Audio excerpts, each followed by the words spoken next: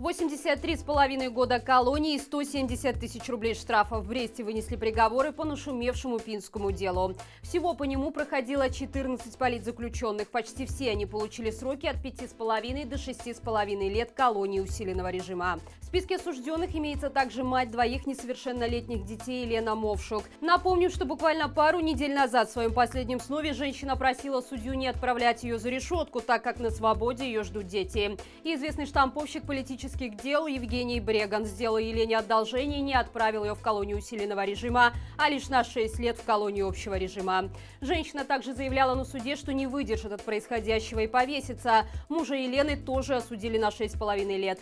Двое их дочерей были отправлены в приют. По некоторой информации, одну из них уже удочерила другая семья.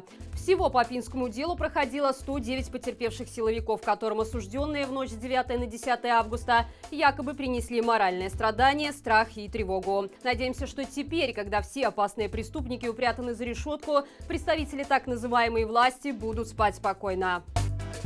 У матери-одиночки из Ивацевичей, которая оставила смайлик в виде веселой какашки под фото милиционера в одном из телеграм-чатов, описали имущество. Стиральная машина, холодильник, телевизор и мобильный телефон стали залогом компенсации морального вреда силовику. Свои страдания оперуполномоченный Ивацевичского РОВД Руслан Куцко оценил в 2000 рублей. Напомним, что ранее мы уже сообщали о возбуждении уголовного дела об оскорблении сотрудника милиции, которое завели в начале апреля. Подозреваемая женщина наотрез отказалась сниматься в постановочном видео на фоне красно-зеленого полотнища и сказала следователям, что скорее отправится в тюрьму, чем вступит в такую сделку с собственной совестью. Более того, мать-одиночка выразила готовность высказать Куцко в лицо все, что она о нем думает. Женщине грозит до 3 лет лишения свободы. К ней домой также приходила служба опеки и угрожала забрать 4-летнюю дочь. Белорусский лен – это бренд, известный практически всему миру, однако в условиях политического и экономического кризиса в стране его будущее может оказаться под вопросом. Так, очередной жертвой лукономики стал Миорский льнозавод, который является одним из крупных поставщиков волокна на знаменитый Оршанский льнокомбинат. В отношении предприятия возбуждено более 250 исполнительных производств, а меры, предпринимаемые для взыскания долгов, не оставляют шансов на продолжение работы завода. Общая сумма долга перед почти сотней кредиторов составила более 6 миллионов рублей. Из-за невозможности рассчитаться по долгам завод будет ликвидирован, а его сотрудники окажутся на улице. Похожая ситуация грозит и другому текстильному предприятию. По итогам финансового отчета Барановичского производственного хлопчатобумажного объединения за прошлый год предприятие сработало с огромным убытком более 17 миллионов рублей. В этом случае не помогли даже регулярные дотации от государства. Примечательно, что незаконная власть даже не думает поднимать вопрос, почему бюджетные деньги улетают в какую-то черную дыру. Скорее наоборот, чиновники предпочитают сделать хорошую мину при плохой игре, когда это произошло на Всебелорусском народном собрании, куда была делегирована ткачиха предприятия Наталья Исакова. На шабаше женщина громогласно благодарила руководство страны и бойко отчитывалась об ударно выполняемых темпах производства. И все это на фоне многократного обвала чистой прибыли предприятия и сокращений сотен работников. Как говорится, понты дороже денег и совести.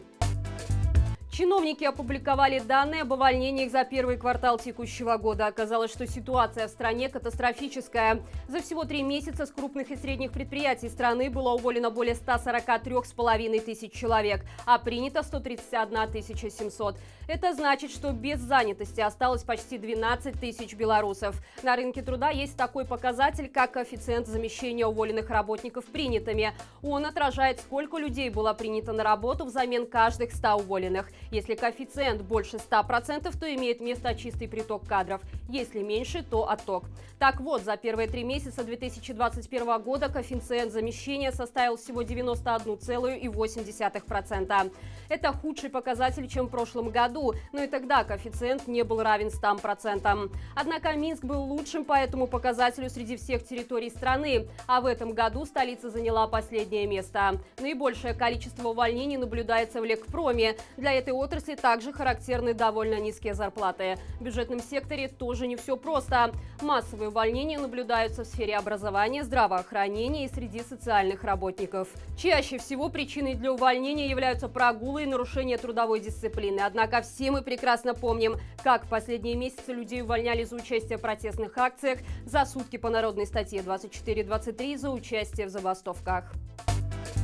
Множество колоритных, идиоматических выражений, которые мы не можем озвучить, составляют лексикон известной штамповщицы политических дел, судьи Первомайского района Минска Светланы Черепович и ее секретаря. Об этом и о том, чем эта пара занимается во время судебных заседаний, стало известно из нового слива «Киберпартизан». В сеть попала переписка судьи и секретаря в Вайбере в 2018 году. Большая ее часть проходила во время процессов. Складывается впечатление, что служительницам так называемого правосудия было просто нечем заняться.